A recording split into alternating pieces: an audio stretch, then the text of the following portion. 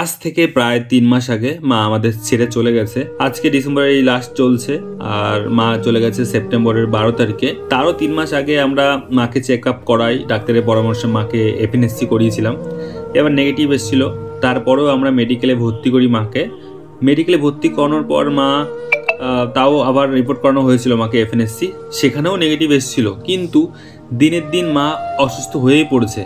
আমাদের মাথা মন কিছুই ভালো নেই, পুরো সবসময় আমরা চিন্তিত থাকতাম যে কী এমন সমস্যা হয়েছে যে মাকে এরকম দিন দিন সমস্যা বেড়েই চলেছে। এদিকে আবার ইউটিউব থেকে আমাদের টাকা ঢুকেছে, তো তারও একটা আনন্দ ছিল। কিন্তু আমাদের আনন্দ ছিল না, মা শরীর খারাপ ছিল বলে সবার মন মেজাজ খারাপ ছিল।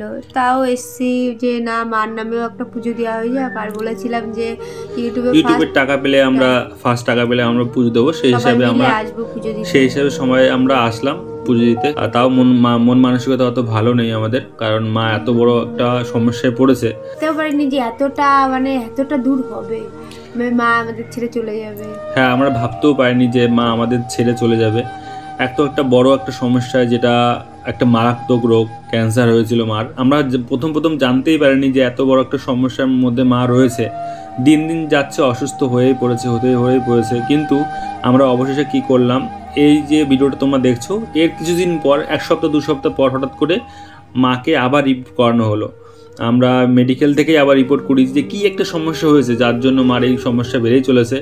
আবার যখন এপিএনএসসি করানো হলো, তখন দেখি মা পজিটিভ ধরা পড়েছে। তখনই আমরা কি করলাম, সঙ্গে আমাদের যেদিনই রিপোর্ট এসেছে সেদিনকেই আমরা উড়িষ্যায় চলে গেলাম। উড়িষ্যায় নিয়ে মাকে ডক্টর দেখালাম। ডক্টর দেখানোর পর তো আজ মা আমাদের ছেড়ে তাও চলে গেল।